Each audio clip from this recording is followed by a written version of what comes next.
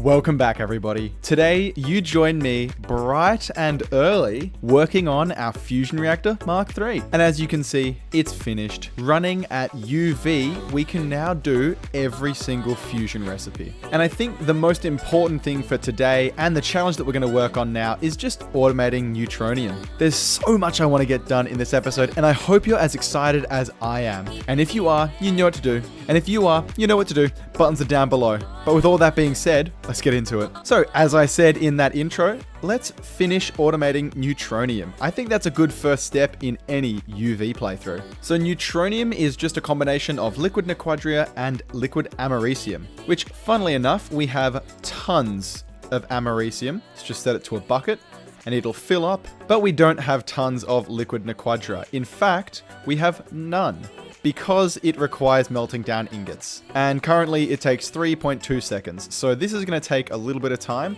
but I think we will end up buffering this because I think this runs at 5 seconds. So it won't matter too much, and we will just add a crafting card when we are ready. What we first have to do is set a storage bus location for this. Liquid neutronium is going to be stored in this tank here, and all we have to do is just change the output, and now the storage tank is active, and we can just hide our really beautiful wiring back there. Truly, absolutely gorgeous. And now with the crafting card, this will start working. Let's just check that that's being crafted. Yep, there we go.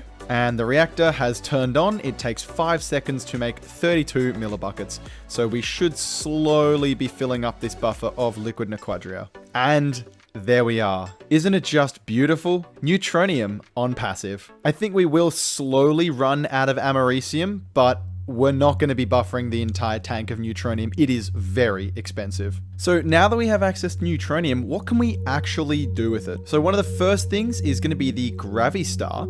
This is going to be for all of our ultimate voltage recipes, such as the emitter, the sensor, and also the UHV components, but I'm pretty sure we can't craft those. And also, it seems one of the Stargate component assemblies. So, awesome. I think that that's pretty good. Yeah, we're actually pretty close to being able to make that, actually. That's kind of cool. Yeah, can't be too upset with that. But it's also going to be used in making stellarium, which is by far one of the worst recipes in Gregtech I have ever seen. With the amount that we're going to need of this, 60 seconds to mix it, and then 200 seconds to smelt it, not great. Not going to worry about it now. Still too much time. We can also make these neutronium doped silicon balls, and that's going to give us access to a new SOC wafer, the HA SOC, or highly advanced SOC, which in a UV circuit assembler is going to actually let us make wetware processors or LUV tier circuits, basically for free. And then finally, there's some other neutronium dust based mixing recipes. One of them is weapons grade nequada dust, which I think is used in one thing, not really sure, but we'll see. And then ruthenium, trinium, americium neutronate dust, which we can smelt, turn into 4x wire, and make 2 multi-blocks that we are going to be making today. The rotary hearth furnace and the bulk blast chiller. Now, these are massive multi-blocks, which are going to take a lot of resources to make, but are so amazing in the fact that we're going to be able to parallelize our blast furnace recipes. So we're going to need to feed this as much power as we possibly can, which we can see we can feed it 2 input hatches, and we're going to see if we can make some UHV energy hatches today to see how much we can parallelize. But regardless, we still need to look at the bulk blast chiller, which again is just a vacuum freezer that we can parallelize. It's actually a lot cheaper, but we do need 2 of them. Or no, we don't need 2 of them. It's actually a lot cheaper and will be very useful in what we are about to do. So let's automate that and see where we can build them. So we are going to need to be able to make the ruthenium, trinium, americium neutronate ingots and the dusts. And the dust is going to be a circuit 4 because it's a supercapacitor in a UV mixer. We need 2 trinium dust, 1 americium, 2 neutronium dust, and 8 buckets of oxygen. Pretty simple there. We're going to need to be able to make neutronium dust here as well. So what we can do is we can macerate an ingot. That's say 50 seconds. Yeah, it did. It said 50 seconds. Okay, wonderful. Fantastic. And then we need to be able to fluid solidify the ingot, which is fine. We have an on-demand fluid solidifier. So all those recipes set into the blast furnace, fluid solidifier, macerator, and mixer. And let's just set the recipes here as well. So we're going to need dense Nequata alloy plates, the ruthenium Nequata springs. We'll make sure that's the correct ZPM circuit. And then the bulk blast chiller is going to be niobium titanium fluid pipes and dense rhodium palladium plates. Now, dense Nequata alloy circuit 9, superconductor on circuit 4, bending a long spring, niobium titanium pipes, and dense rhodium plated palladium. We don't have a circuit 9 bender here, so let's just grab an input bus, place one down, put it onto circuit 9, and make sure we enable distinct buses. We'll grab a pattern provider, plug it in, and we can put our plates in there. Pipes in with the other pipes, wires in, long rod, and a spring. And now we should just be able to request a bulk blast chiller. We can't, and why is that? We are missing 5 americium dust. Okay, that'll be easy because all we have to do is macerate an ingot, which we fluid solidify already, place that recipe in the macerator, and now we should be able to request it. Easy, and there's a rotary hearth furnace. So let's look at our parallel hatches now and see what we need to be able to create in order to get the super parallel control hatch. We can make ultra high voltage circuits, we can make the sensor and emitter. We do need to set a recipe for the Gravistar though. That part I'm aware of. And then 2x yttrium barium cuprate wires, which are fine. We just need to be able to make the yttrium barium cuprate wire at 2x. And then that's actually fine. That was really easy. So theoretically now we should be able to request 2 parallel hatches. It does look like it, but I don't know if we have the recipe for a Gravistar set. Let's just check that before we go. We do. Oh, that's handy. I already set that. And we'll check on neutronium. We have 3.2 buckets, so that's fine. So let's request 2 super parallel control hatches as well. Saying it's crafting 1 neutronium ingot, but I don't believe it. I haven't seen that happening. But okay, still looking like just lots of stuff is going on. We'll just let this run for a while and see what happens. So you want to see a fun little quirk of gameplay right now? Now, I could be wrong here, but I actually can't. It's not auto-requesting neutronium ingots, which is a slight worry. It's a little bit concerning that it's not requesting that, but there is a really awesome low-tech solution to making sure that we can get enough neutronium ingots. And I want you to just remember that neutronium is supposed to be the matter of a neutron star, which, just for a little bit of information, a neutron star has the density of 10 to the 17 kilos per cubic meter, where water has a density of 0.997 kilograms per cubic meter of water, and that is 1 liter. So you best be believing that Peter Drippin here is Peter Grippin, the densest material known to man, in a bucket. And I can sprint, just like this. So I don't care who you are, you ain't as strong as Peter Grippin. And then we just manually throw it into the elite fluid solidifier and it's done. And now there's no more neutronium on request. So now the real waiting begins. Alrighty, so I don't really feel like doing this nonsense again with all of these individual crafting components. So I prepared some paper, and let's do our paper-based recipe here. So last time I checked, that is Nequata alloy frames. So let's start piecing this together. So we need 132 Nequata alloy frames. If that doesn't already clue you in on how expensive this is going to be, then I don't even know what will. So we need 28 tungsten steel firebox casings, which we actually can't make. So let's just clear off this and add those there, because we do need to be able to make those. We've made those, and we've made that, and that. Okay, so 72 tungsten steel pipe casings, 88 robust tungsten steel machine casings, just a measly 20 heat vents. That's not too bad. 40 engine intakes. Again, this is just looking like a lot of tungsten steel, right? How bad could this possibly be? Which, we also need to be able to make those. This is where the big resource comes from. 382 high temperature smelting casings, and we are also going to need 96 coils. And since this is the last coil that we can get for blast furnaces, we may as well just go for that. And the rest of it we're just going to manually craft, because we're only going to make one of these, so that's all we need for the rotary hearth forge. Let's place that in our pattern provider and see if we can craft it. Well, yeah, no duh. Obviously, we can't craft the ones that we said we couldn't craft. So engine intakes are very easy. Are they in assembling? Yep, they're in assembly. And then fireboxes, which are very, very easy as well. Okay, there we go. Rotary hearth forge. That is actually a lot cheaper than I was expecting. I won't lie. I think majority of the time spent is going to be with the Nequata alloy. But it's only 256. Huh. Oh god, that's a lot of titanium. Oh well, okay. No time like the present, right? Let's just get that going and set the recipe for the blast chiller. So the bulk blast chiller. Oh, we need some more patterns. Don't include that. So the bulk blast chiller, we need to put it into processing pattern, not crafting pattern, that's fine. Needs 74 pipe casings, 26 heat vents, just 9 tempered glass, 36 clean stainless steel machine casings, and 154 frost-proof aluminium machine casings. And that's all. So let's put that in the chest provider and request the bulk blast chiller as well. Well, I'll say that certainly looks like a fair amount more waiting for us to do.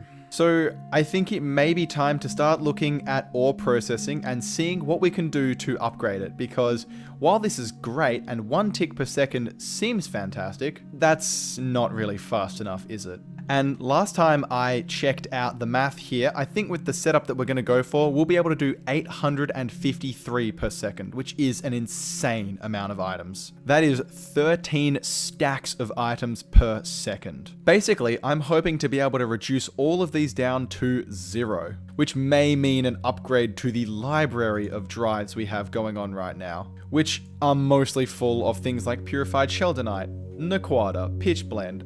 We're just not processing it fast enough. And we can't have that. It's Gregtech after all. It needs to be processed now.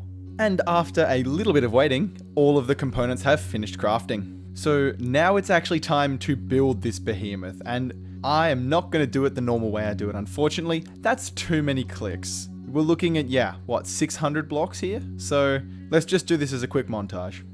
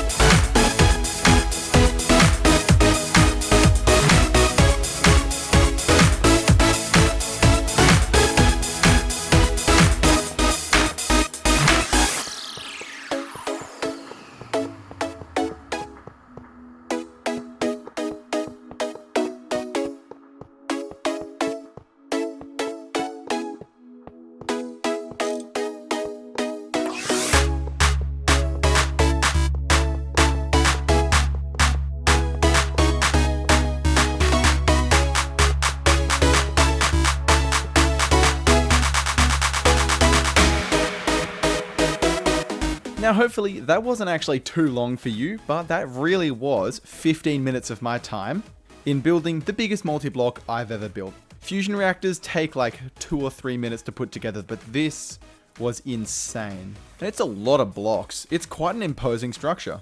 And underneath, I've planned for the future, so we have 8 input buses. I know we could have done this cheaper, but I just find this easier. We have 1 output bus, a non-upple input bus running at ZPM, so we can store 128 buckets, and then 2 UV 4 amp energy hatches, which hopefully will allow this to run in parallel up to 256 recipes, but I'm not quite sure. Parallelization works very weird in this version of the game, so I won't be surprised if it doesn't work. We can always just control it later. But to get this thing running, all we have to do is tick distinct buses mode, and then we'll set most of the circuits to circuit 2. We will need a circuit 1 and also a no circuit bus as well for different items. We'll place the pattern providers on the buses and then 2 interfaces, one on the fluid hatch and one on the output. And we'll just grab our current blast furnace settings, set them up in our terminal here. I think we're also going to need to import xenon at some point. Yeah, there we are for the neutronium doped monocrystalline silicon balls. But now let's start grabbing patterns. That's an interesting one. I believe those are the edge cases. Yep, cool.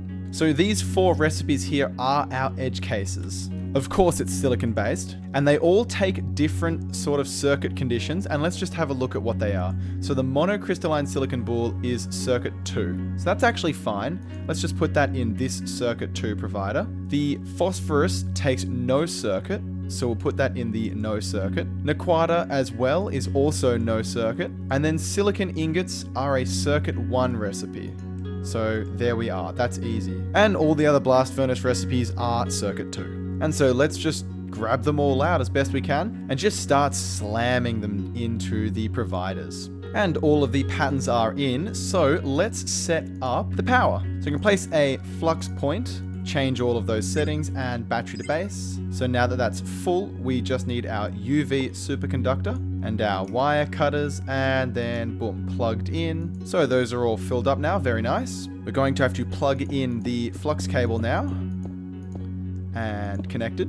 So there we are, we should see all of these filling up, very nice. All 128 buckets of it. So we'll just set these to 4. And since we're here, let's set up a nice big craft. I think one of the ones we're always struggling with is silicon. So let's just request 2000 and see what happens. Yeah, wow, that's fast. Our vacuum freezers are unable to keep up with that. Beautiful, another bottleneck to be solved. And solve it we will with our bulk blast chiller. I actually just can't believe how fast that was. I want to see how quickly it can do some Nequata alloy, which is where exactly? There it is, Nequata alloy. Let's just see how quickly it can do. Oh, I guess it has to be mixed first. Maybe not the best idea. Let's try osmium. It's been auto requested. What is taking 34 seconds? Ah, Nequata alloy. It's requested 64, and let's see, is it smelting every single one? Oh, it did. It is smelting every single one in 34 seconds. And look at that animation. Isn't that beautiful? There are just some aspects of Gregtech that you just love. But I do think it's time to build the bulk blast chiller, so let's spend another 20 minutes doing that.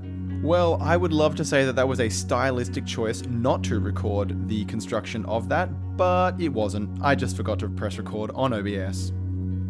So enjoy the finished design. That only took around 5 minutes. It's a much simpler build than the hearth furnace. We're going to go for our usual design here, which I do really like doing, of having extended interfaces underneath the machine to show what they're going to work on. It's a little bit more configuration, but I like it. So our input hatches are going to need interfaces, so is the output hatch and the output bus. One input hatch is going to be set to liquid helium, set to as much as we can, because all ingots take liquid helium to start being cooled down after a while. And our interfaces are going to use item pipes. We'll just make a few more pipe upgrades. Shouldn't take too long with our awesome new auto crafting. And there we are, we will place our pipe upgrades in our extraction points. Connect up our flux cable, which we need to make sure we also connect to those interfaces. Let's just check that it's happy. There we are, liquid helium. This has input capacity for 1 million millibuckets or 1,000 buckets, so we are going to need to speed up this liquid helium production. That is terribly slow. And you know, I think this input hatch here needs an extended interface here, because this is for our molten fluids, which are going to be solidified. But let's worry about that slightly later. For now, we need to plug in the power, which is going to be from a flux point, and then we can connect up our power. And looks all good there. So this is going to require a little bit more work than the last one, but all we have to do is highlight all of these hot ingots that we've been making, and there is a lot of them. And yes, there probably is a better way, but this is the way we're going to do it for now. And we'll just start moving them into our interfaces. But I'll save you from watching that. So we have finished off setting all of the recipes. I've seen it slowly tick on and work as it just did. That was one tick. No idea what it was. It doesn't matter. It was too fast. And what we're going to do in this corner here is we're going to set up a nice quad-barreled vacuum freezer. So that's 1, then 2, 3, and 4. And then we just place the controllers.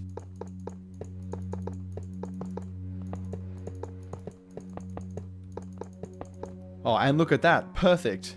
No, just kidding. There's more stuff we need to add. For one, we need to add maintenance hatches. We're also going to need 4 muffler hatches, just like so. And here's where the magic's going to happen. So we only need 1 input hatch. We also only need 2 output hatches and then 4 energy hatches. We're just going to use UV because we are that baller. We can run our power cable, nice and simple. Make sure we connect these up just there. Grab a converter, soft mallet, plug it in. Grab a flux point, bypass all the limits because again, this is going to be a lot of energy. And now here's where the fun happens. So we need to import helium gas. That is a storage bus. So we need to import helium gas here. I'm not sure that's going to be fast enough. We can use capacity cards here, but you know, let's just do that. If this doesn't work, then we'll make sure we upgrade it. 2 storage buses set to extract only, and these will pull out the liquid helium. And then all we have to do is connect this up to the flux network and it should start working. Okay, 15 ticks for a bucket of liquid helium.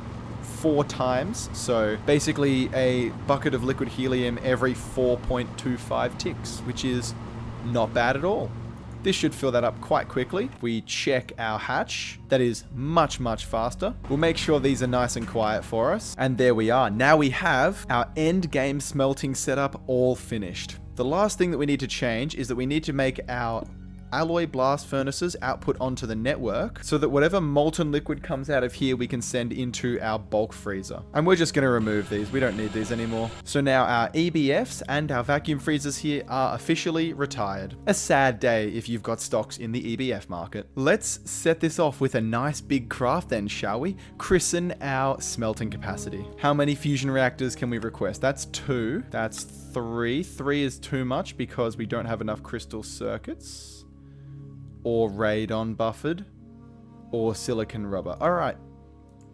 2 fusion reactor Mark 3s it is. That should be a fair amount of smelting, but you bet this bad boy can handle it. I don't even know what it's doing, but it's certainly doing it fast. Well, that was all the samarium immediately processed. Let's see if we can catch a craft here. It's interesting just seeing 1 ingot coming in at a time. That's so weird. Well, the blinking tower of smelting, right? Well, there we go. That will smelt nicely. 8 seconds. Good. Okay, it's only cooling down in 1s. That's slightly weird, but I suppose par for the course when it comes to these weird parallelization issues. We'll see how quickly it can cool these down. I like the looks of how quickly ingots are coming in. Now that is fast. That's the type of speed I want to see. Oh, it's beautiful. So that was a significant bottleneck in our production that we have now taken care of. So I will see you back when those 2 have crafted. So we actually have another 2 crafted up now, which is fantastic. It didn't take that long. And let's just expand the setup. We're going to have them 3 high again. I think we'll probably do 4 high, but eventually. We've only got 2 now, so let's build.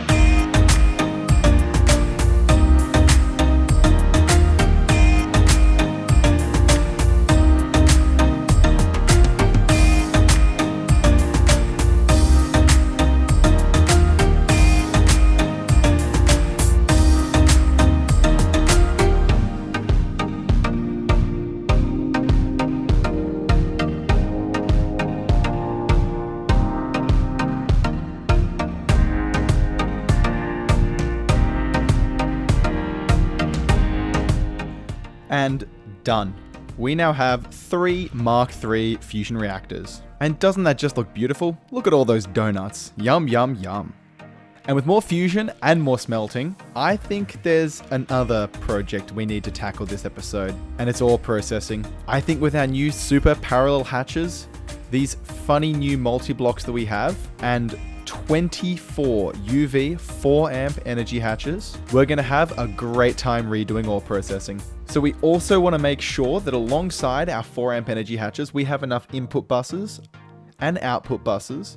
We have 12 machines, so I am pretty sure that is going to require 24 input and output buses. That's a hatch. We want the bus. So that's 24 of those. And I'm not sure if we're actually going to be able to request 12 of these straight up. I think we'll be missing a lot of items. So we'll just batch request them as we go. I think it's also time to upgrade this storage drawer here. We need more silicon rubber. So let's just request a few super parallel hatches. Looks like we can only request 2 at any given time, and then we have to let the buffers refill, so that's fine. We'll just build those up. And it looks like we do have a fair amount of casings from when I was originally going to be doing this. I'm not entirely certain if that is going to be enough for all the machines. Let's just get another 200 watertight casings. We'll get another 100 secure maceration. I know we need at least a few crushing wheels, so let's just get 30. And we also need some non-conducting casing as well. I think that's everything for now. That should be it. So we've got lots of things that need to build up and lots of waiting to do. So I will see you when we've got all the materials. But look, honestly, I think that's a job for next time. I think we've done enough here. Making this setup here has taken the bulk of my time this week. Not just because these stupid parallel hatches take so long to craft. It is my fault though. 800 seconds, over 10 minutes of just watching a circuit craft. But I have to say, it does look like next episode is going to be a big one. Doing our final ore processing upgrades and starting work on the horrific ultra high voltage chapter. There is so much that we are going to need to do to get the Stargate, but we're ready for it. And if you liked what you saw today, you know what to do. Like and subscribe. It really helps the channel out a lot. And make sure to let me know what you think about these episodes. And as we start to near the end of this pack, definitely drop your pack suggestions down below. I've seen a lot of suggestions recommending Money Factory, which is a potential option there. But also non-Gregtech related packs as well are very welcomed. Let me know what you think in the comments below, and I'll see you next time. Bye bye.